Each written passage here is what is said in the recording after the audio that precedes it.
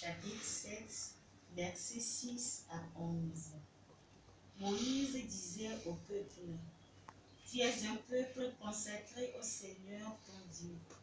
C'est toi qui l'as choisi pour être son peuple, son domaine particulier parmi tous les peuples de la terre.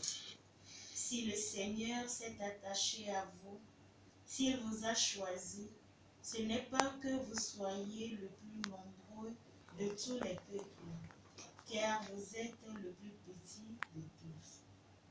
C'est par amour pour vous et pour tenir le serment fait à vos pères que le Seigneur vous a fait sortir par la force de sa main et vous a racheté de la maison d'esclavage et de la main de Pharaon, roi d'Égypte.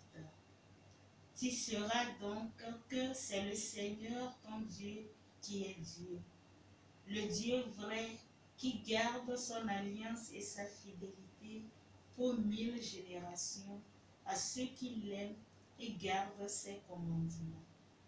Mais il riposte à ses adversaires en les faisant périr, et sa riposte est immédiate. Tu garderas donc le commandement, les décrets et les ordonnances que te prescrit aujourd'hui de mettre en pratique. Parole du Seigneur. Nous rendons grâce à Dieu. L'amour du Seigneur sur ceux qui le craignent est de toujours à toujours. L'amour du Seigneur pour ceux qui le craignent est de toujours à toujours. Bénis le Seigneur, ô mon âme. Bénis son nom très saint, tout mon être. Bénis le Seigneur, ô mon âme. N'oublie aucun de ses bienfaits. L'amour du Seigneur sur ceux qui le craignent est de toujours à toujours. Car il pardonne toutes tes offenses et te guérit de toute maladie. Il réclame ta vie à la tombe et te couronne d'amour et de tendresse. L'amour du Seigneur sur ceux qui le craignent est de toujours à toujours. Le Seigneur fait œuvre de justice. Il défend le droit des opprimés. Il révèle ses desseins à Moïse, aux enfants d'Israël, ses prophètes. L'amour du Seigneur sur ceux qui le craignent est de toujours à toujours. Le Seigneur est tendresse et pitié, lent à la colère et plein d'amour. Il n'agit pas envers nous selon nos fautes, ne nous rend pas selon nos offenses. L'amour du Seigneur sur ceux qui le craignent est de toujours à toujours.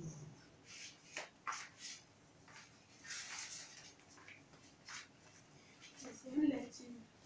Lecture de la première lettre de Saint Jean, chapitre 4, versets 7 à 16.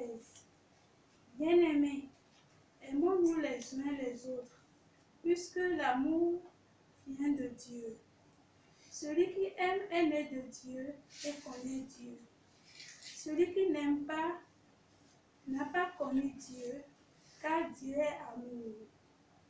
Voici comment l'amour de Dieu s'est manifesté parmi nous. Dieu a envoyé son Fils unique dans le monde pour que nous vivions par lui. Voici en quoi consiste l'amour. Ce n'est pas nous qui avons aimé Dieu, mais c'est lui qui nous a aimés et il a envoyé son Fils en sacrifice de pardon pour nos péchés. Bien-aimés, puisque Dieu nous a tellement aimés, nous devons nous aussi nous aimer les uns les autres. Dieu, personne ne l'a jamais vu. Mais si nous nous aimons les uns les autres, Dieu demeure en nous et en nous, son amour atteint la perfection. Voici comment nous reconnaissons que nous demeurons en lui et lui en nous. Il nous a donné part à son esprit. Quant à nous, nous avons vu et nous attestons que le Père a envoyé son Fils comme sauveur du monde. Celui qui proclame que Jésus est le Fils de Dieu, Dieu demeure en lui et lui en Dieu. Et nous avons reconnu l'amour que Dieu a pour nous et nous y avons cru.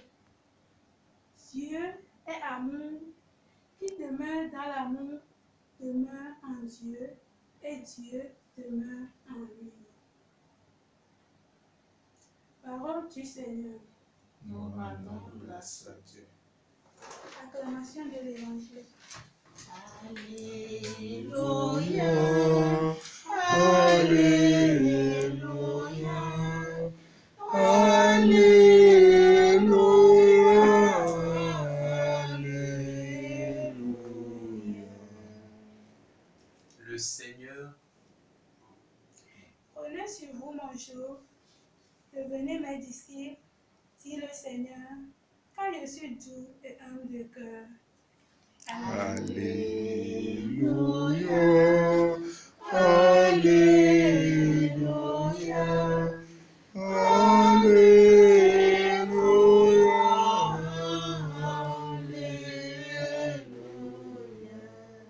Le Seigneur soit avec vous. Et avec votre esprit. Évangile de Jésus-Christ selon saint Matthieu. Gloire à toi, Seigneur. Matthieu chapitre 11, versets 25 à 30. En ce temps-là, Jésus prit la parole et dit, Père, Seigneur du ciel et de la terre, je proclame ta louange. Ce que tu as caché aux sages et aux savants, tu l'as révélé aux tout petits. Oui, Père, tu l'as voulu ainsi dans ta bienveillance. Tu m'as été donné par mon Père. Oui, Père, tu l'as voulu ainsi dans ta bienveillance. Tu m'as été remis par mon Père. Personne ne connaît le Fils, sinon le Père, et personne ne connaît le Père, sinon le Fils, et celui à qui le Fils veut le révéler. Venez à moi, vous tous qui peinez sous le poids du fardeau, et moi, je vous procurerai le repos. Prenez sur vous mon joug, devenez mes disciples, car je suis doux et humble de cœur, et vous trouverez le repos pour votre âme. Oui, mon joug est facile à porter et mon fardeau léger. Acclamons la parole de Dieu. Louange à toi, Seigneur Jésus. Bien-aimés dans le Seigneur, loué soit Jésus-Christ. À jamais. Je le disais au début de cette célébration, aujourd'hui c'est une grande fête, la solennité du Sacré-Cœur de Jésus, ou la fête de l'amour de Jésus. Et en bref, en résumé, c'est la fête de l'amour, c'est la fête de la miséricorde. Si Dieu, dans son dessein de sauver l'humanité, a fait le choix du petit peuple d'Israël, c'est par amour. Il ne le mérite pas. Il n'était pas un peuple qui était fort, il n'était pas un peuple qui était bien organisé, mais c'est juste, c'est un choix par amour. Donc déjà dans le plan de Dieu, depuis le commencement, Dieu est là avec son amour. Et c'est ce que tous les textes d'aujourd'hui essaient de nous faire voir depuis la première lecture, passant par la deuxième, et l'évangile, l'amour de Dieu.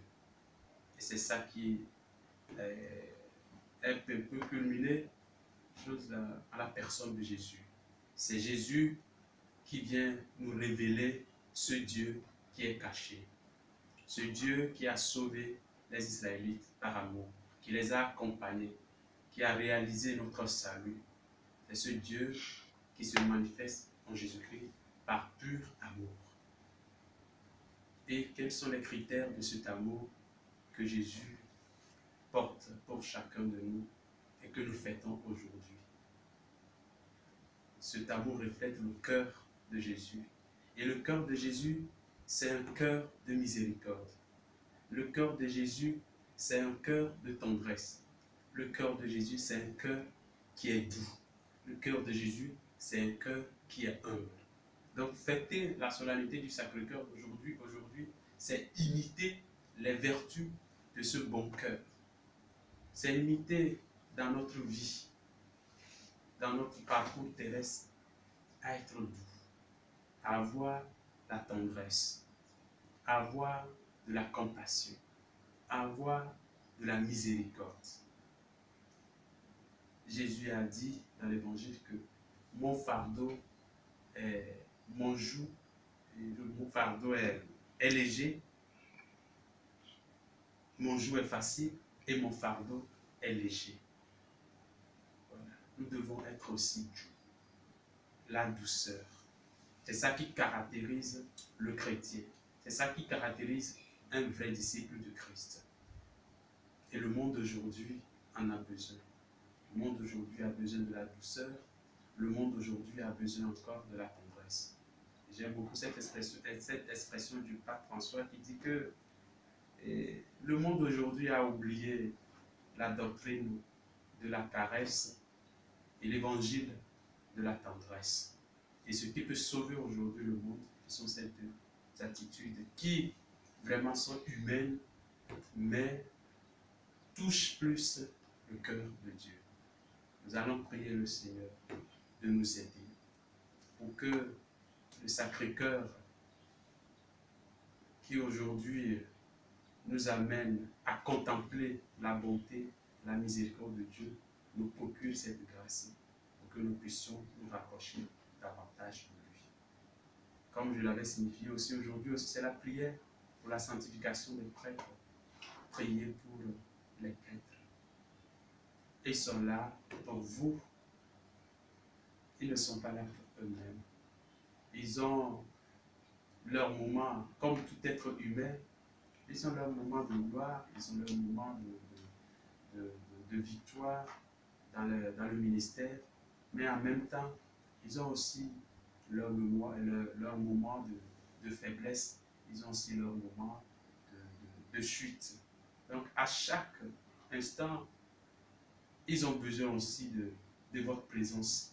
Ils ont besoin aussi de vos exemples pour les stimuler à pouvoir rester fidèles dans leur mission. Ne croyez pas que ils sont des prêtres, c'est fini, ils sont des anges, et donc ils n'ont plus besoin de rien.